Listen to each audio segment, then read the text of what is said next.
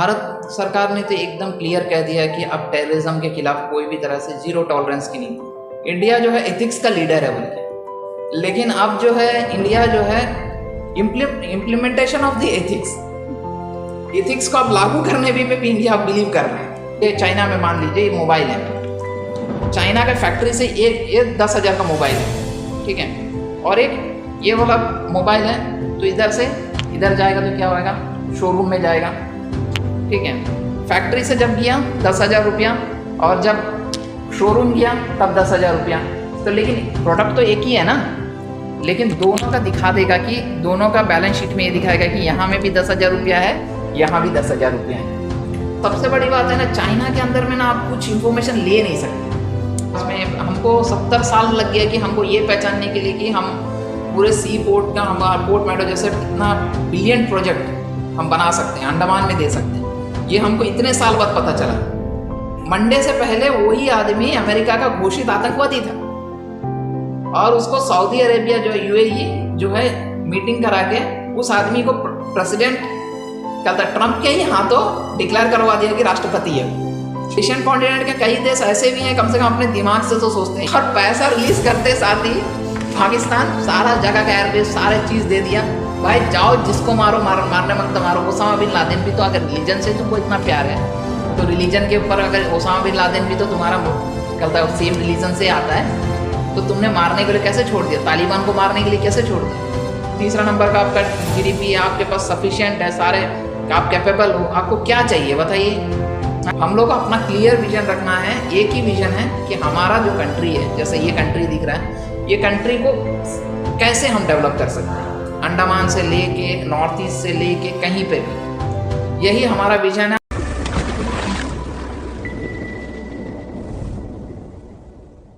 अनिमेश जी, आपका स्वागत है हमारे शो में। सर्वप्रथम तो थैंक यू, आपके इस प्लेटफॉर्म में मेरे विचार को रखने के लिए एक स्पेस प्रोवाइड किया।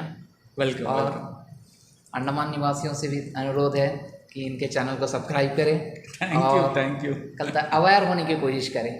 जो भी चीज़ आ रहा है कहीं पे भी आ रहा है तो उसको अवेयर के साथ में एक अवेयरनेस सोसाइटी के तौर पे हम अपने आप को प्रूव करें।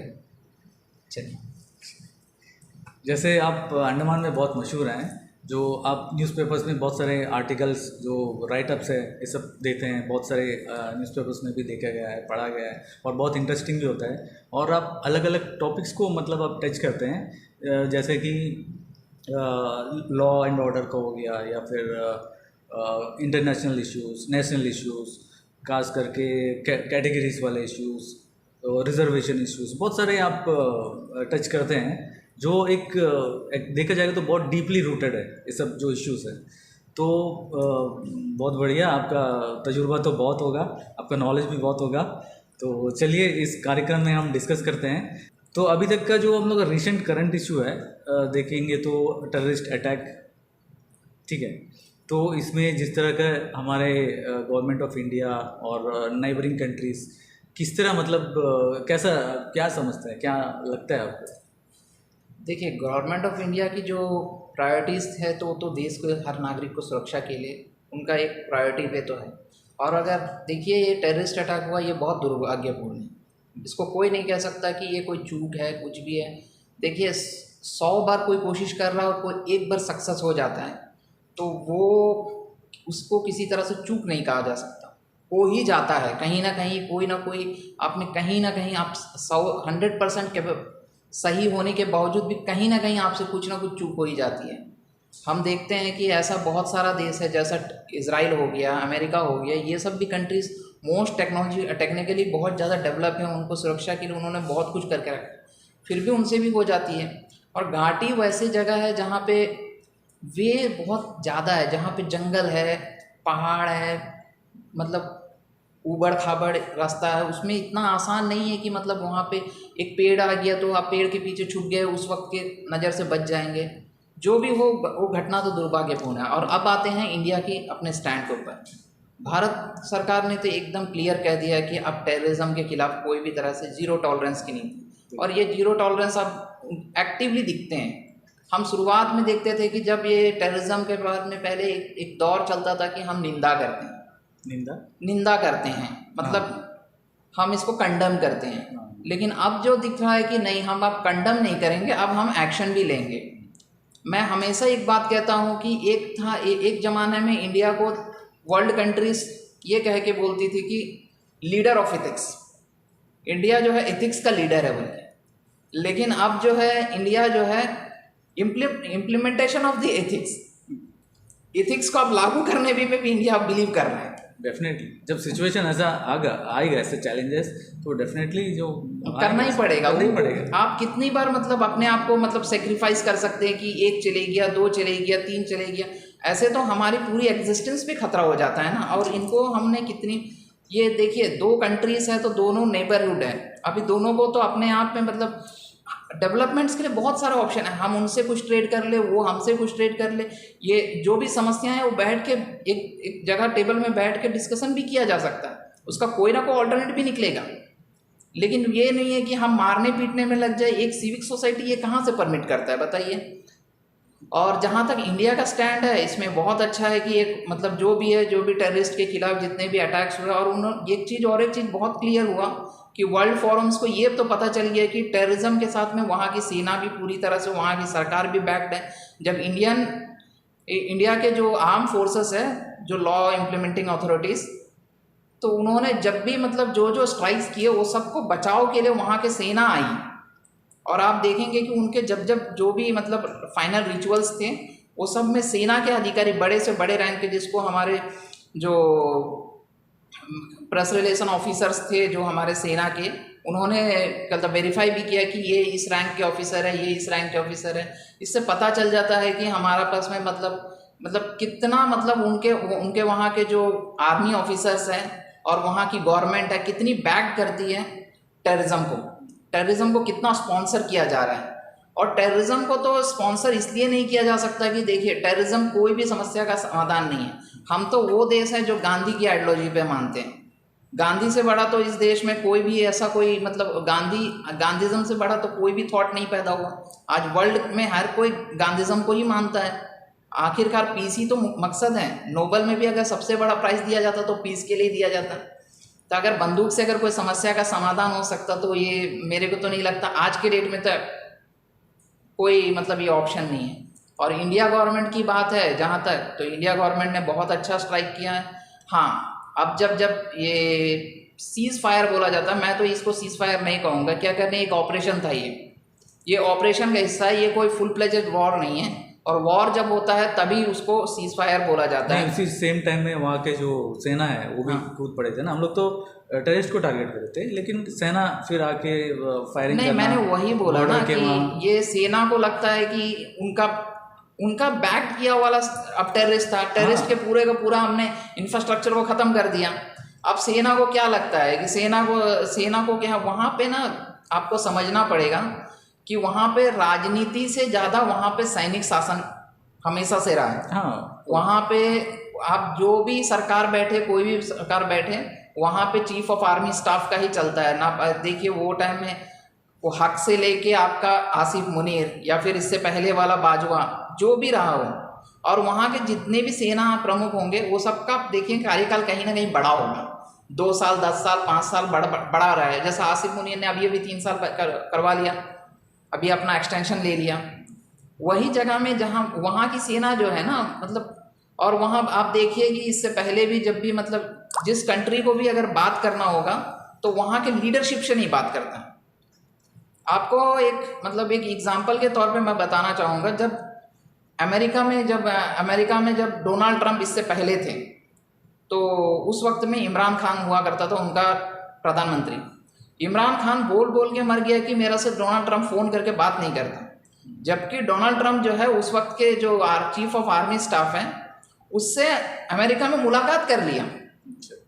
आप इंडिया में ऐसा कोई जगह में आप नहीं सोच सकता कि हमारा चीफ ऑफ आर्मी स्टाफ से मिल रहा है कोई देश का प्रधानमंत्री, हमारा प्रधानमंत्री को बाईपास करके या फिर हमारा राष्ट्रपति को बाईपास कर जाएगा, ऐसा नहीं है। लेकिन वहाँ पे बाईपास हो जाता है। क्या कहना, वो डोनाल्ड ट्रंप बहुत ही मतलब डोनाल्ड ट्रंप एक देखा जाए ना वो कैरेक्टर समझ में आना भी अभी शायद किसी के लिए भी मतलब कोई आइडेंटिफाई नहीं कर पा रहा है कि वो क्या है। प्रॉब्लम ये है, क्या कहने, वो कभी सोचता है कि बहुत मतलब वो इंटेलेक्चुअलिटी अपना दिखाता है और कभी कभी दिखाता है कि हाँ भाई जेन्युइन जो है वो चीज़ को निपटाओ, ख़त्म करो।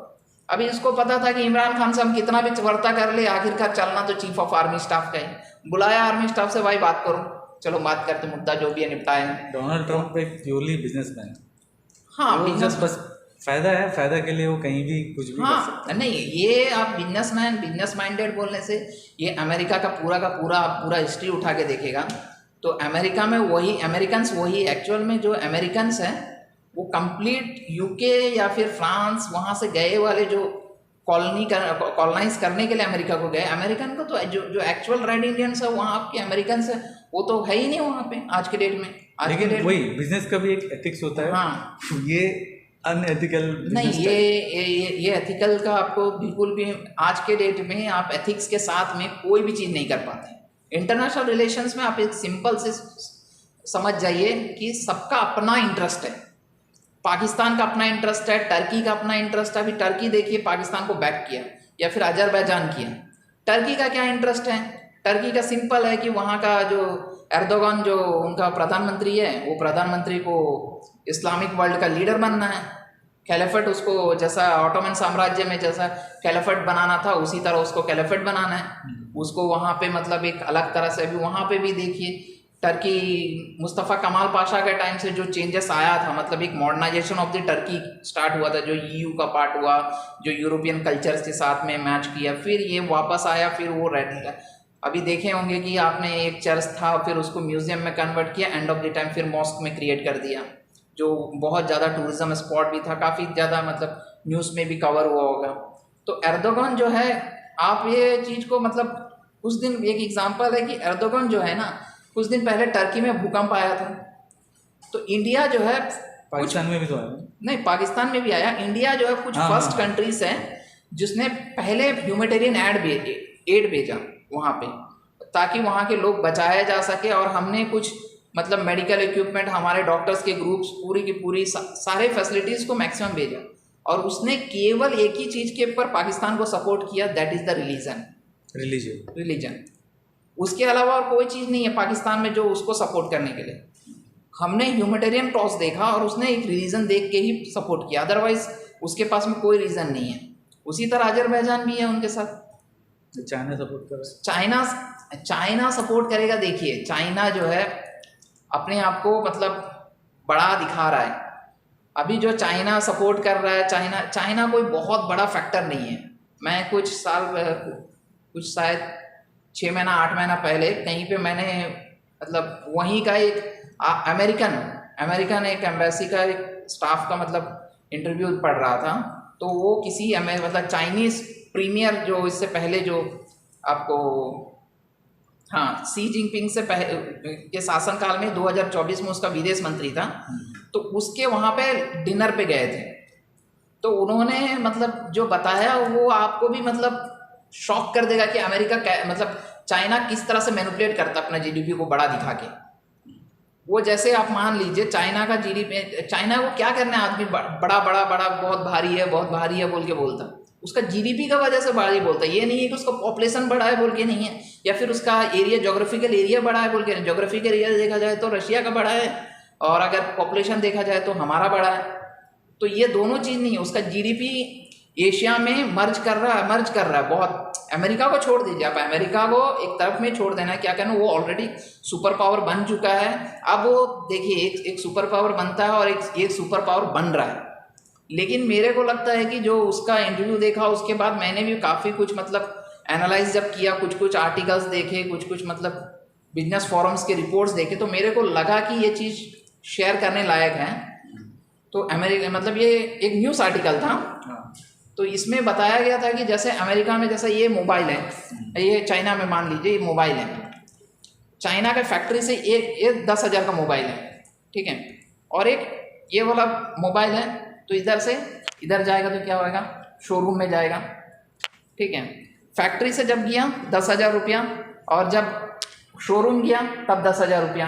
तो लेकिन प्रोडक्ट तो एक ही है ना, लेकिन दोनों का दिखा देगा कि दोनों का बैलेंस शीट में ये दिखाएगा कि यहाँ में भी 10,000 रुपया है, यहाँ भी 10,000 रुपया है, ठीक है।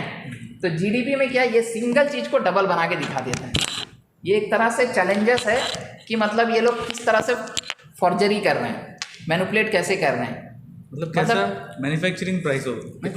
ये फैक्ट्री में अगर ये 10,000 का सामान है, मतलब इसका प्राइस फैक्ट्री में डिसाइड हो गया कि ये 10,000 का हम टैग लगा के भेजेगा, तो फैक्ट्री का बैलेंस शीट में 10,000 मिल जाएगा शोरूम से, लेकिन शोरूम का बैलेंस शीट में 10,000 इधर आया है ना, शिफ्ट हुआ है 10,000। जब ये शोरूम में जाएगा तो 10,000 रुपये इधर शिफ्ट होएगा कंपनी को, कंपनी का बैलेंस आएगा। जब शोरूम जब कस्टमर को भेजेगा तो 10,000 रुपये इधर में भी आएगा, end of the time customer ही बढ़ता।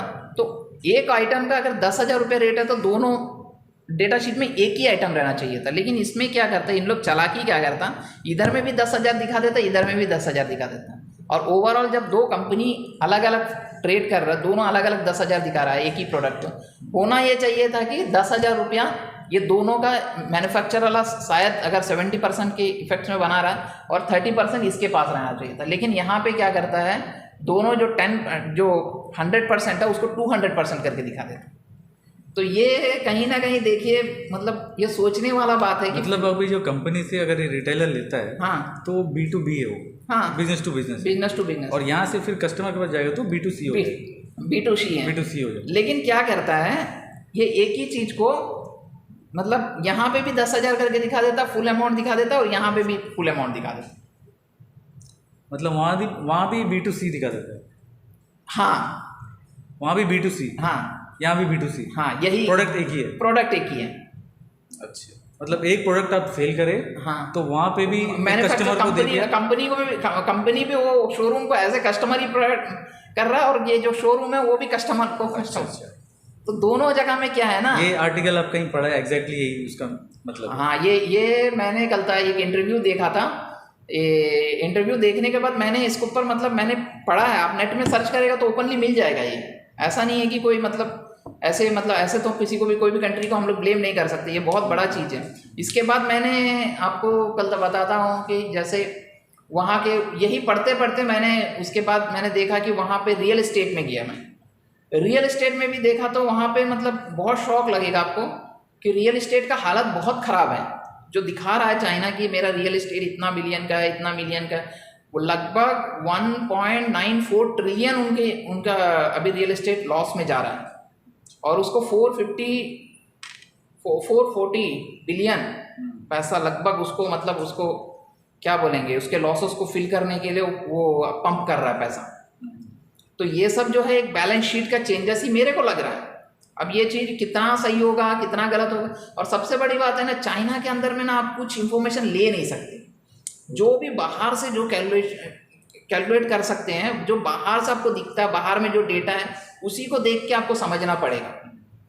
चाइना में ऐसा नहीं है कि आप उसके अंदर में चले गया उधर से कुछ इन्फॉर्मेशन आ जाएगा, ऐसे ही जो छन के जो इन्फॉर्मेशन आते हैं इसी को कैलकुलेट करते हैं जो रिसर्च। चाइना में जितना इन्फॉर्मेशन है सब वही कंट्री में सीज है। हाँ बिल्कुल सीज है, बाहर नहीं है, नहीं वहाँ पे कुछ भी, जैसा उसका कुछ एप्लीकेशंस था हम लोग का, कुछ इंडियन यूज़ करते थे, टिकटॉक, ये सब तो मानते हैं कि चाइना का है।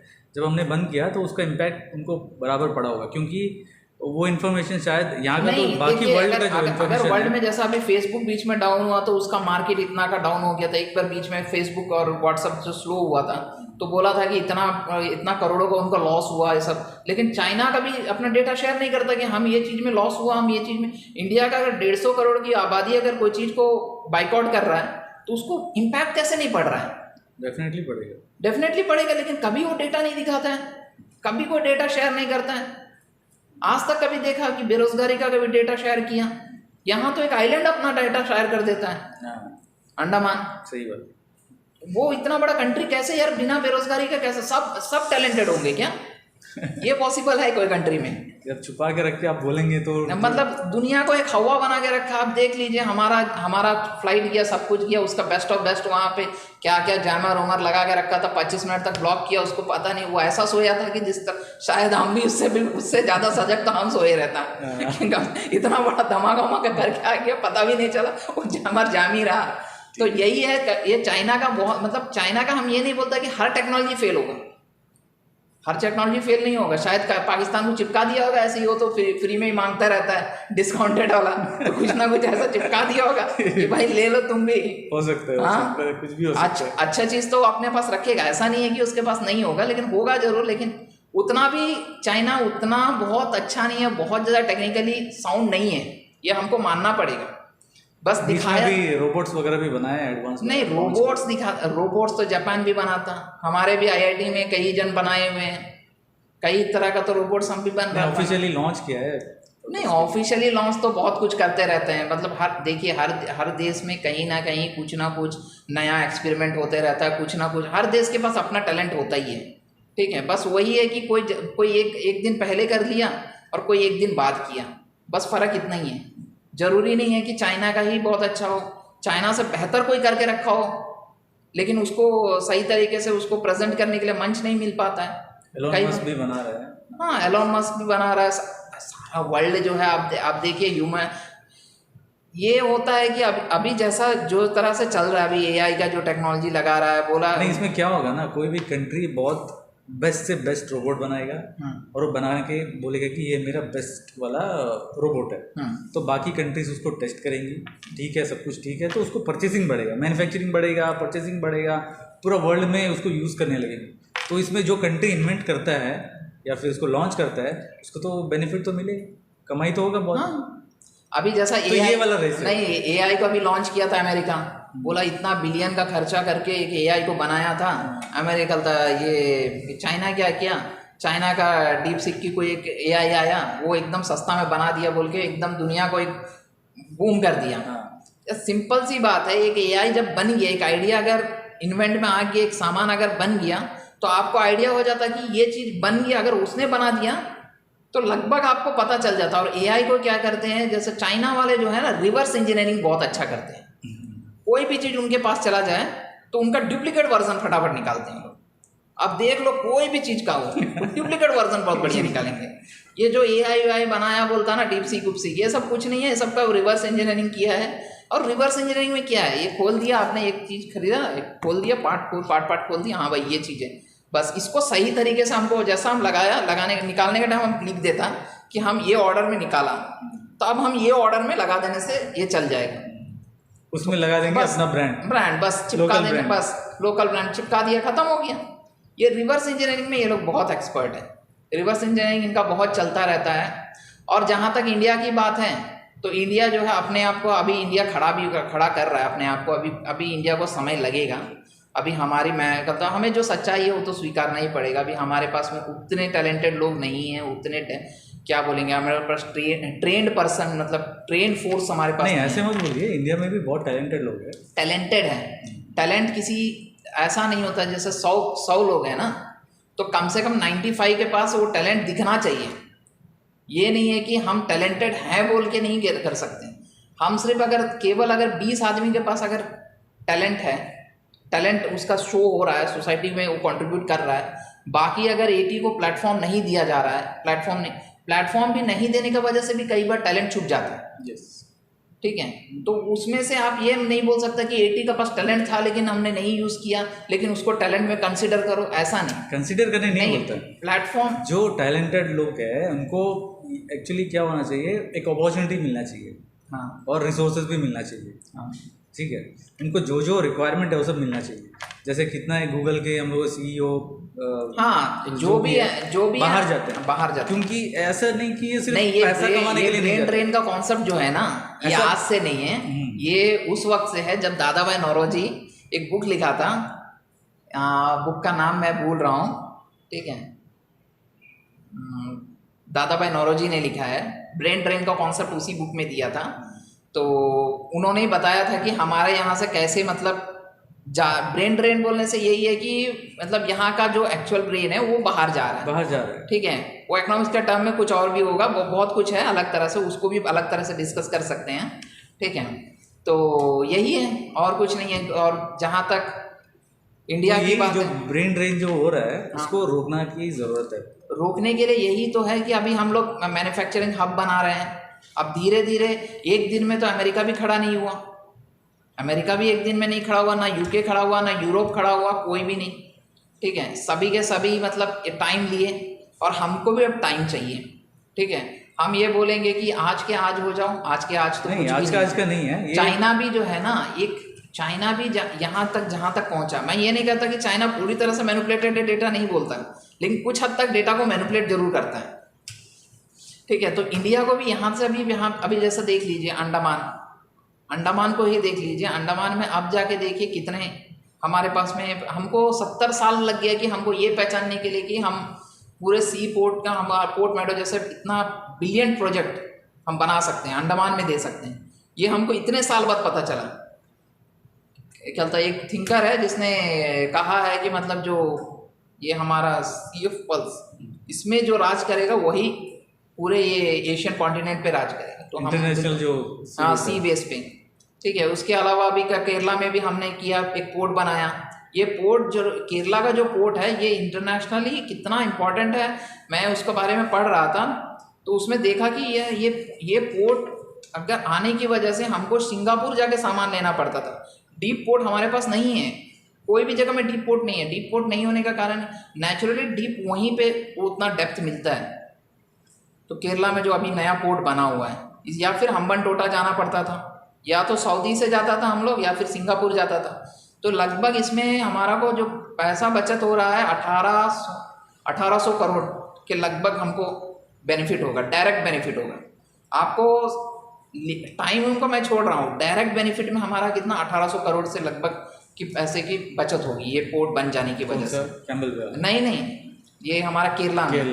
और कैम्बल वे वाला तो वो तो एक पोर्ट मेडो, वो ट्रांसशिपमेंट पोर्ट है। वो आने का बाद तो लगभग ये अंडमान का जोग्राफिकली वैल्यू बहुत ज़्यादा हाईली इंक्रीज होगा। और समझना पड़ेगा कि अंडमान मतलब आप इंटरनेशनल लेवल पे इंटरनेशनलाइज हो जाएगा।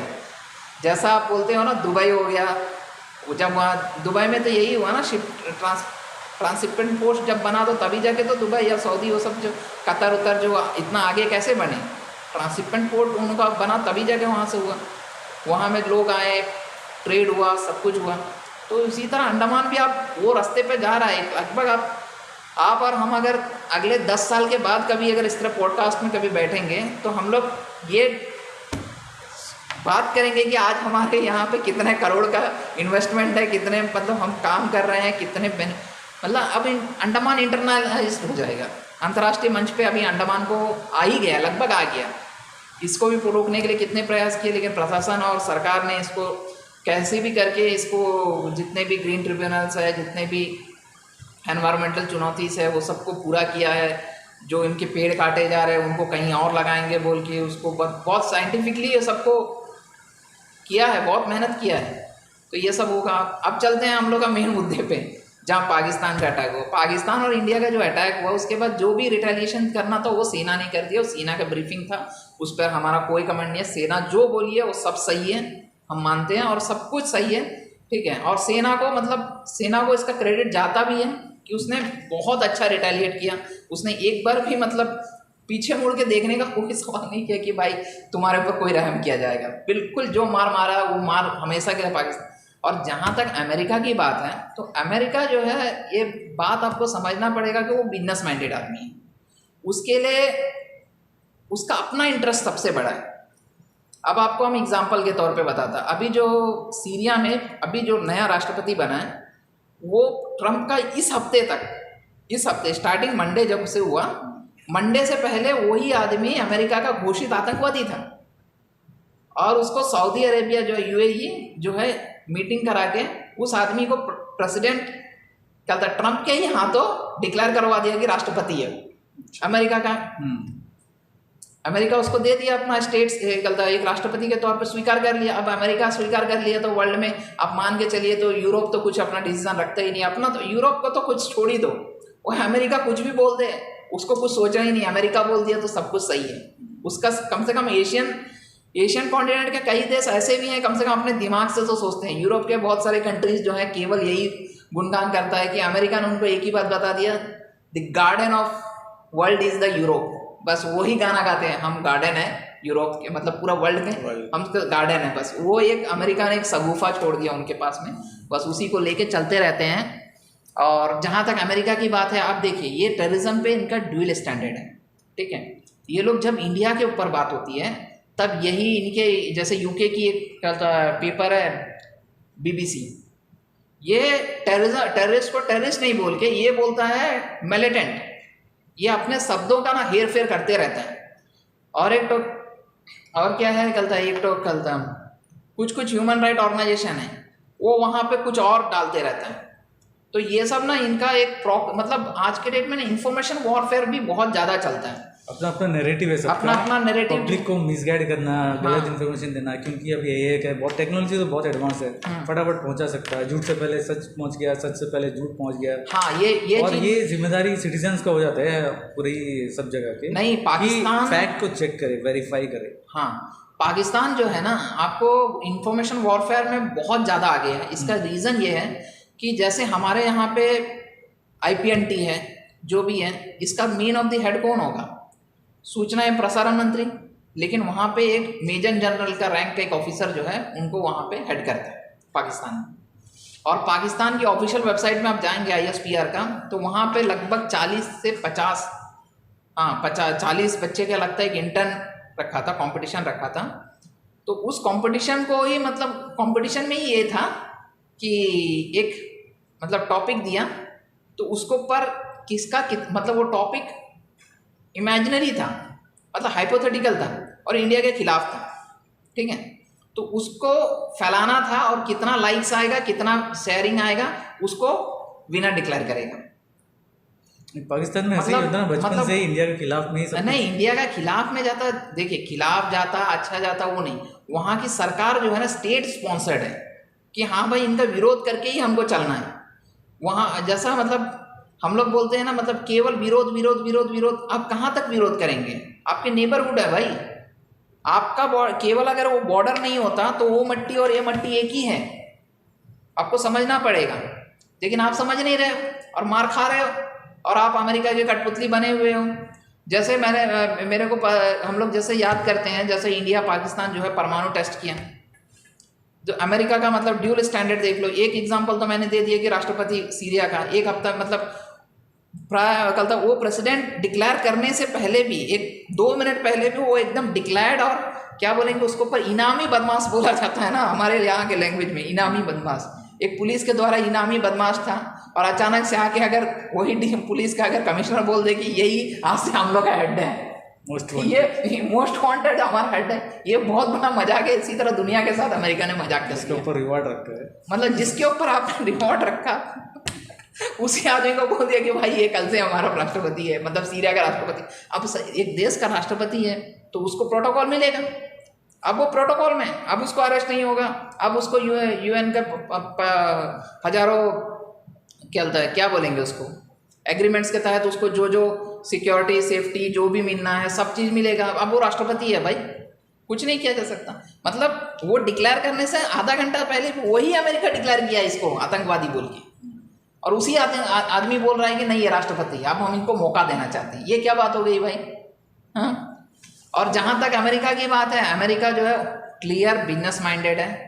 उसको क्या है कि पाकिस्तान को बचाना है। उसको एक चीज़ पता है, जब कल था पाकिस्तान, जब चाइना क्यों डेवलप किया, फर्स्ट वो क्वेश्चन पे जाते। तो अमेरिका में जब हेनरी किसिंजर जब हुआ करते थे, मतलब उनका विदेश मंत्रालय जब फॉरेन सेक्रेटरी हुआ करते, उसने क्या किया, चाइना को राइज करने के लिए बहुत अपॉर्चुनिटी दिया चाइना में। तो जब वो राइज किया चाइना राइज करते करते उन्होंने कभी नहीं सोचा कि चाइना अमेरिका को कॉम्पीट करेगा। उनको चाहिए था सस्ता माल, वो किसी भी तरह से आए। पता है चाइना में वो कम्युनिस्ट शासन है, अगर चाइना में कम्युनिज्म है तो वहाँ पे कुछ भी, हम देखिए एक बिजनेसमैन अगर जाता है वहाँ पे तो कुछ ना कुछ वहाँ के लोगों को इम्पैक्ट करेगा और वो आवाज़ कहीं बाहर नहीं जाना। तो वो एक सेफ साइड चाहिए था और वो चाइना के रूप में उसको मिल गया। तो उसने वहाँ को लोगों को बिजनेस दिया और वहाँ के लोगों ने पूरा बिजनेस किया। और चाइना आज के डेट में तो अमेरिका को ये समझ में आ गया कि एक पावर को कभी भी पावरफुल बनने नहीं देना। आज क्या हो रहा है इंडिया, अब रशिया जो है यूक्रेन के वॉर में लड़ पड़ के कैसे भी पड़ा हुआ है, एंगेज है। और रशिया से भी बहुत सारा कंट्रीज, तो कहीं ना कहीं वो एक अलग ही लेवल पे जा चुका है। मतलब वो उतना ज़्यादा आज के डेट में ये नहीं कह सकता कि अमेरिका को वो टक्कर देगा। हाँ, टेक्निकली डेवलप्ड है, क्या करने, वो शुरुआत में उसका बेस अच्छा है ना। अभी तो हम बन रहे हैं, तो उसका तो वो पहले ही हो चुका था, यूएसएसआर के टाइम से वो स्ट्रांग था, तो उसके पास में कुछ ताकत तो है, उसके पास वो चीज़ तो है कि वो हासिल कर लेगा बाद में, लेकिन वो अभी नहीं कर रहा है। तो जो अभी रशिया यूक्रेन का था वो सिर्फ रशिया यूक्रेन का नहीं था, रशिया वर्सेस नाटो जैसे मान सकते हो। हाँ, नाटो, क्योंकि इसमें हर तरह से क्या औजार चाहिए क्या चाहिए सब प्रोवाइड करते थे वही लोग। हाँ, मे भी पता नहीं फ्री ऑफ कॉस्ट फिलहाल तब तक नहीं फ्री ऑफ कॉस्ट कुछ नहीं होता वो अमेरिका। एक्सपेक्ट तो कुछ कर देंगे, वो बिहाइंड होगा। नहीं बिहाइंड नहीं, अभी अमेरिका ने तो उससे 50 ईयर का लीज में उसके सारे खनन वनन सब ले लिया। ये तो ऑब्वियसली होगा, मतलब वो बोला कि 50% हम तेरा डेवलप करेगा और 50% जब डेवलप करेगा, और उसमें शर्त ये रख दिया कि तुम्हारा जो डेवलपमेंट का जो भी मतलब सामान तुमको खरीदना परचेज करना सब हम देगा, मेरा कंपनीज देगा, तुमको कहीं और से लेना है। मतलब इनडायरेक्टली हम ही तुमको दे रहा है सारा पैसा। मतलब बोलते हैं ना, कुछ भी फ्री नहीं होता, कुछ भी फ्री नहीं है। अमेरिका कभी फ्री नहीं है। तो क्या हुआ उसके बाद, जो चाइना का राइज हुआ, तो अब जो है अमेरिका को एक बात समझ में आ गया कि किसी भी एक पावर को सारा चीज करने नहीं देना, रोकना है। तो उसको कंट्रोल करने के लिए, बैलेंस करने के लिए किसको बचाए रखना है?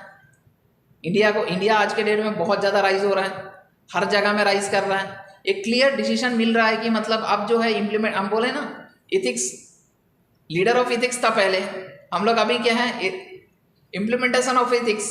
तो दो थ्योरीज अभी साइमल्टेनियसली चलता है, ठीक है। तो ये बोल सकता है कि अब जो है ना अमेरिका मतलब अमेरिका पाकिस्तान को आज के डेट में इसलिए बचाया, वो कभी भी आप याद रखिए कि श्रीलंका को डूबने दे दिया, क्या पाकिस्तान इससे भी बुरे कंडीशन में था, 2-2 दिन का उसका पास पैसा नहीं था, तब भी वो कहीं ना कहीं से उसको कहीं ना कहीं से 1 रुपया का, 2 रुपया का, 4 रुपया का लोन मिलते रहता है। कैसे मिलता है? वो इसलिए मिलता है कि अमेरिका कभी नहीं चाहेगा कि पाकिस्तान डिफॉल्टर कर जाए। पाकिस्तान उसका अमेरिका का एलाई है, स्ट्रेटेजिक एलाई है, ठीक है। हम लोग स्ट्रेटेजिक पार्टनर हैं। कभी इंडिया को उसका सेक्रेटरी ऑफ स्टेट कभी नहीं बोलेगा कि India is the ally of the Asian continent, लेकिन पाकिस्तान का जब भी वर्ड आएगा तो हम लोग का एलाई है बोलेगा, ठीक है। 2 वर्ड है, एलाई और पार्टनर। हम लोग उनका पार्टनर है। पार्टनर किस लिए? कि हम कोई बिजनेस कर रहे हैं तो पार्टनरशिप। एलाई बोलने से हमारा एक स्टूल है तो उसमें 4 खंबा में से 1 खंबा उसका भी है, उसके बेस पे हम खड़े हैं। तो वो एशिया में जब भी उसको रूल करना पड़ेगा एशियन में, तो उसको एक सेफ हेवन चाहिए, वो पाकिस्तान उसको फ्रीली मिल जाएगा। इसका एग्जाम्पल क्या था? हो सकता है इस तरह से फाइनेंशियल फंड करते करते एक दिन ऑक्यूपाई भी कर ले क्या अमेरिका पाकिस्तान में कोई पार्ट। आज का डेट में जो है ना इंपीरियलिज्म का ना नया फेस यही है कि आप फाइनेंशियली किसी को भी स्लेव बना लो। अब वो जमाना नहीं है कि कॉलोनाइज करेगा, जाके हमारा आदमी वहाँ पे रूल करेगा, वो सब नहीं। अभी स्लेव तो बना रहा है, स्लेव तो है पाकिस्तान। आधा चाइना में बिक गया, आधा अमेरिका इधर उधर का लोन वोन, इनडायरेक्ट लोन वोन बोल के ये सब। जब इस तरह फंसने के बाद में वहाँ का लैंड में किसी में ऑक्यूपेशन, हाँ बिल्कुल करेगा। उसको जो बेसस चाहिए वो सब चाहिए, वो तो ले ही रहा है। अभी जैसा 99 में हुआ, 99 में कल हम लोग का हमने न्यूक्लियर का टेस्ट किया, पोखरान में जो भी था।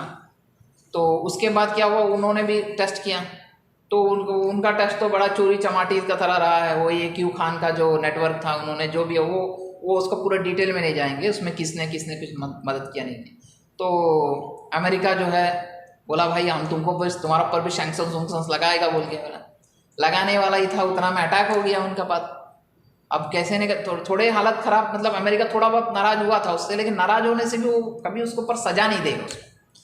तो बोला भाई ठीक है, हमको ना अफगानिस्तान में ओसामा बिन लादेन को ढूंढना है, मेरे को है भाई। पाकिस्तान पैसा का ऐसा चिट्टा आदमी है, सिंपल से बोला जाए तो पैसा सीधा बोला, सर आधी रात को मेरा दरवाज़ा खुला है, बस आप पैसा रिलीज़ करो। और पैसा रिलीज़ करते साथ ही पाकिस्तान सारा जगह का एयरबेस सारे चीज़ दे दिया, भाई जाओ जिसको मारो, मारने मांगता मारो। ओसामा बिन लादेन भी तो, अगर रिलीजन से तुमको इतना प्यार है तो रिलीजन के ऊपर, अगर ओसामा बिन लादेन भी तो तुम्हारा कहता है सेम रिलीजन से आता है, तो तुमने मारने के लिए कैसे छोड़ दिया? तालिबान को मारने के लिए कैसे छोड़ दिया? 20 साल वहाँ पे जो कत्लेआम अमेरिका ने किया, उसको क्या कोई अनदेखा कर सकता है क्या? आप बोल सकते हो एक भी निर्दोष नहीं मरा, सब टेररिस्ट थे? नहीं, ऐसे सिविलियन कैजुअलिटीज तो कितने हुए हैं, बहुत। हाँ। और देखते हैं अभी हम लोग का जो इंडिया है अभी फिलहाल, तो पूरा वर्ल्ड में कैसा हम लोग का रिलेशंस कैसा है जितना भी कंट्रीज है। देखिए क्या ओपिनियन है आपका? नहीं, इंडिया का ये कल था अभी विदेश मंत्रालय बहुत अच्छा काम कर रहा है। देखिए बहुत जन का मतलब एक वे ऑफ मतलब सुनने में आया कि पाकिस्तान को बैक करने के लिए चाइना आ गया, कल था टर्की एकदम खुल के आया बोल के बोलता, लेकिन इसके लिए कुछ नहीं है। देखिए आपको समझना पड़ेगा कि आप कहाँ खड़े हो, आपसे ऊपर कौन है, आपसे ऊपर चाइना है या फिर अमेरिका है? 2 या 3 नंबर पे हो ना यार, जीडीपी में आप वहाँ पे हो। आपको क्या श्रीलंका आके सपोर्ट करेगा भाई साहब तुमको लो ड्रोन 4 टोक देता बोल के श्रीलंका से हम गिफ्ट लेंगे क्या? ये मजाक बना के रखा। हमारे पास हम सक्षम है भाई, हम एक साथ 3 फ्रंट पे लड़ सकते हैं। और 3 फ्रंट बोलने से एक होता है हमारा पाकिस्तान फ्रंट। नहीं, लड़ाई कभी अगर छोड़ दे बिजनेस में और नहीं, मैं आपको बात को क्लियर कर देता हूँ। टर्की जैसा सपोर्ट किया, पाकिस्तान किया, वो एकदम नीचे हुआ डमी वाला आदमी है, वो 15 मिनट में ख़त्म हो जाएगा। तो 4 जन आ गया भाई। अभी जैसा होता है ना, शक्तिशाली आदमी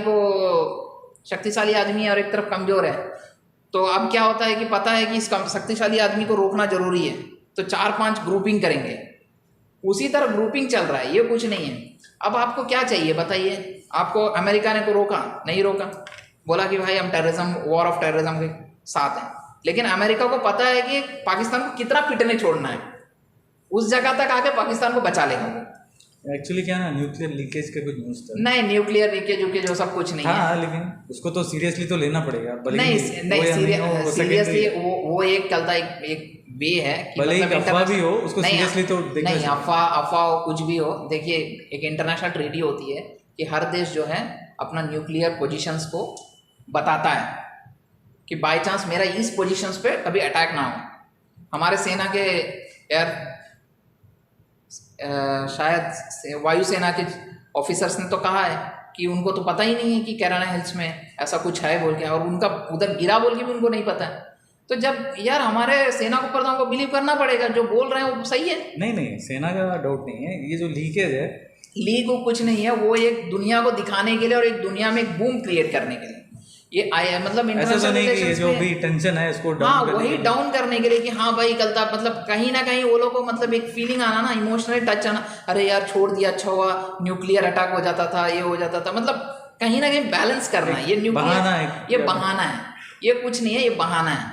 और इंडिया का तो क्लियर पॉलिसी है भाई, तुम अगर रिटेलिएट करना बहाना ऐसा है, इसको सीरियसली तो लेना ही पड़ता। हाँ, आदमी को क्या है कि कल अब जैसा होता है ना, अब यूक्रेन और कल रशिया अगर दोनों न्यूक्लियर कंट्री होता तो आधा घंटा में उसका मैटर सुलझ जाता।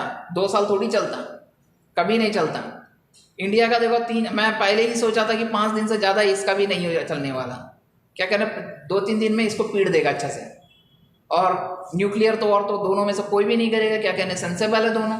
और किया तो फिर सोच लो, कल अटल बिहारी वाजपेयी ने तो क्लियर बता दिया कि भाई इंडिया तो आधा भारत जाने के लिए खोने के लिए तैयार है, लेकिन कल सुबह पाकिस्तान नक्शा में नहीं रहेगा, और पाकिस्तान नक्शा में नहीं रहेगा तो इनडायरेक्टली एशियन कॉन्टिनेंट पे अमेरिका नक्शा में नहीं रहेगा, और अमेरिका अपना एग्जिस्टेंस के लिए तरस जाएगा। ठीक है, अफगानिस्तान में आप एक चीज़ को मान के चलिए कि वहाँ के लोग बिकाऊ नहीं है। वो जो सोचते हैं कर देते हैं, लेकिन बिकाऊ नहीं है इस लोग का तरह, मतलब पैसा जहाँ फेंका वहाँ घुस गया कहीं, मतलब इनका कोई पॉलिसी नहीं रहता है। अभी तो बहुत ज़्यादा ही बदनामी हो गई। नहीं, अब बदनामी अब करोगे तो वही बदनामी होगी, तो क्या करेगा मतलब नहीं करा ऐसा है। हाँ, और हम लोग ये बोल के अभी बहुत जन बोलते हैं कि हमारा कोई सपोर्ट नहीं किया, कोई सपोर्ट नहीं। क्या सपोर्ट करना है भाई आपको? आप तीसरा नंबर का आपका जीडीपी है, आपके पास सफिशिएंट है, सारे आप कैपेबल हो, आपको क्या चाहिए बताइए? हाँ, आप पाकिस्तान से लड़ ले रहे हो, आप चाइना को आप आँख दिखा रहे हो, वहाँ गलवान में मारा तो अभी तक उसका आवाज़ नहीं आता वहाँ से चाइना को। यहाँ में हमने कल था ये बांग्लादेश एरिया में एक हड़कंप मचाया तो यूनुस भागे भागे घूमते रहता है आजकल। तो ये कुछ नहीं है इसमें, मतलब बहुत ज़्यादा कुछ नहीं है। और देखिए मतलब सबसे बढ़िया बात यह है कि आज इंडिया इतना कैपेबल है ना। अब अमेरिका और किसी देश का कोई लड़ाई हो जाए, ठीक है, अब कोई देश अमेरिका का इंटरनेशनल मतलब उनका अपना ही सिटीजन बोले कि अमेरिका का साथ देने के लिए तो कोई देश ओपन नहीं आया। अरे यार क्या मजाक है ये? इससे बढ़िया मजाक और कुछ हो सकता? इंडिया को क्या सपोर्ट चाहिए? वर्ल्ड ने बस बोल दिया हाँ भाई एक्ट ऑफ वॉर है, खत्म करो, मारो, तुमको तुम्हारा पूरा का पूरा इंडिपेंडेंस है। यूएन भी तो आया था, क्या था वहाँ का, क्या था यूनाइटेड नेशन के कोई एक आए थे, तो उन्होंने भी बोल दिया कि जब कल था हमने सिंधु वाटर ट्रीटी जो सस्पेंड किया था उसके ऊपर बोला हाँ भाई इनको आज़ादी है, जो वर्ल्ड बैंक की मध्यस्थता से हुआ था उस पर बोला नहीं नहीं इनको आज़ादी है भाई, इनका तुम नुकसान किया है तो फिर इसको बेकार में तुम खून और नदी पानी, उसके हिसाब से यूएन भी अपना आप को हटा लिया। तो देखिए, और जहाँ तक इंडिया का बात है तो इंडिया ने पाकिस्तान को वो मारा है जो कई वर्षों के बाद पाकिस्तान, मेरे को नहीं लगता कि आप ज़्यादा दिन तक, और आप ये सोच लीजिए कि अगले 20 साल तक Pakistan as a country survive नहीं करेगा। पाकिस्तान को सबसे बड़ा तो हमारा मास्टर स्ट्रोक यही था कि जो हमारा इंडस वाटर ट्रीटी जो सस्पेंड हुआ है, ये लिटरली ये मास्टर स्ट्रोक है। हम लोग को अपना क्लियर विजन रखना है, एक ही विजन है कि हमारा जो कंट्री है, जैसे ये कंट्री दिख रहा है, ये कंट्री को कैसे हम डेवलप कर सकते हैं, अंडमान से लेके नॉर्थ ईस्ट से लेके कहीं पे भी, यही हमारा विजन है। तो दोस्तों, उम्मीद करते हैं आप ये डिस्कशन एंजॉय किए होंगे और बहुत सारी जानकारी भी आपको मिला होगा। तो इसी तरह डिस्कशंस आगे भी चलते रहेंगे। तो फिर मिलते हैं अगली वीडियो में। थैंक यू दोस्तों।